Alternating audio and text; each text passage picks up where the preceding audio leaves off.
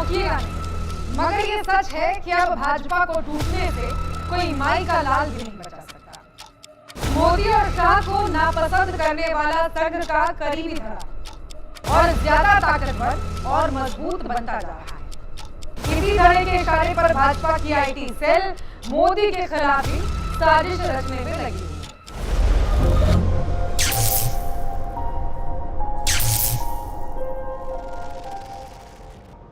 भाजपा के कई गुटों में बंटने की खबर पर यदि आपको यकीन नहीं होता है तो आप प्रधानमंत्री की ये तस्वीर देख लीजिए। देखिए, फ्रांस से लौटने के बाद मोदी जी कैसे अलग थलग और अकेले नजर आ रहे हैं। मोदी को लगा था कि उन्हें रिसीव करने कई मंत्री आएंगे, मगर मंत्री तो छोड़ दीजिए, उनका स्वागत करने भाजपा का एक संतरी तक नहीं पहुंचा। दरअसल प्रधानमंत्री को लगा था कि फ्रांस में फोटो खिंचवाकर वो माहौल बना लेंगे, लेकिन उनके विरोधी धड़े और आईटी सेल को ये कहां मंजूर था।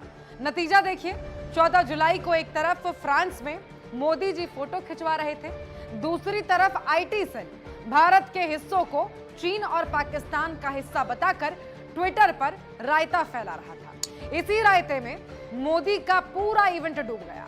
तारीफ तो छोड़ दीजिए, पूरे देश में प्रधानमंत्री और सरकार की खूब थू-थू होने लगी। आईटी सेल के कुकर्मों का हो हल्ला जब फ्रांस में मौजूद मोदी के कानों तक पहुंचा तो मोदी वहीं बैठे बैठे दांत पीसने लगे। अपने सहयोगी से अमित शाह को फोन मिलवाया, फोन 2 बार नहीं उठा। अगले कुछ मिनट में जब अमित शाह की तरफ से फोन आया तो मोदी का चेहरा निराशा से उतर गया था। शायद अमित शाह ने भी मोदी को यह बता दिया था कि अब आईटी सेल भी उनकी नहीं सुन रही। इसके बाद जब देर रात मोदी के पास नड्डा का फोन आया, मोदी का सारा गुस्सा नड्डा पर उतर गया। मोदी ने जेपी नड्डा को यह तक कह दिया कि अगर एयरपोर्ट हमें रिसीव करने आ पाए तो अच्छा नहीं होगा। इतना कहकर मोदी ने फोन काट दिया।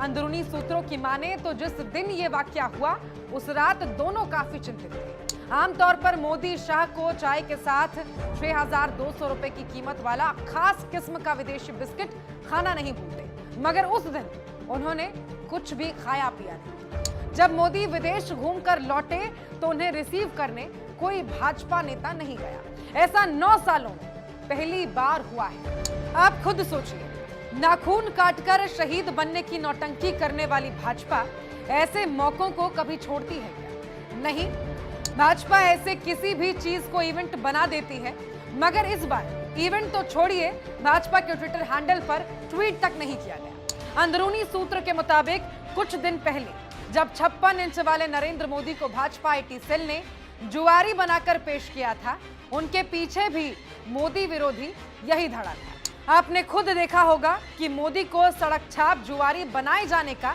किसी ने विरोध तक नहीं किया। उल्टा भाजपा के कई बड़े नेता भीतर ही भीतर खुश जरूर हो गए। अंदरूनी सूत्र के मुताबिक मोदी तक जब यह खबर पहुंची तो उन्होंने पूरी आईटी सेल को ही हटाने का आदेश दे दिया, मगर उनके आदेश से आईटी सेल का कुछ भी नहीं बिगड़ा। मोदी की छवि बिगाड़ने के एवज में आईटी सेल को कई और बड़े नेताओं का साथ मिल गया।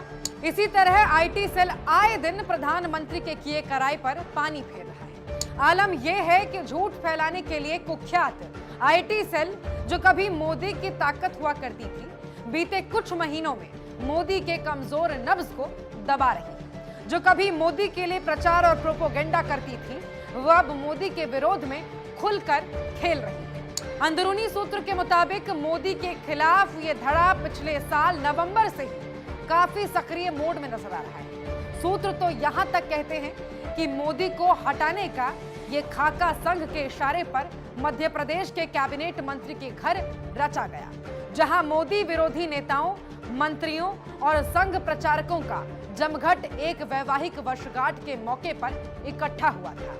सूत्र की माने तो भाजपा के अध्यक्ष जेपी नड्डा खुद इसी मोदी विरोधी गुट में शामिल हो चुके हैं। आप अंदाजा लगाकर बताइए कि ये धड़ा कौन है, मोदी विरोधी इस धड़ा का मास्टरमाइंड कौन है। और हाँ, अगर आपको संघ भाजपा के रिश्तों में खटास समझ में नहीं आ रही तो हमारा पहला वीडियो जरूर जाके देखिए, लिंक डिस्क्रिप्शन में मिल जाएगा।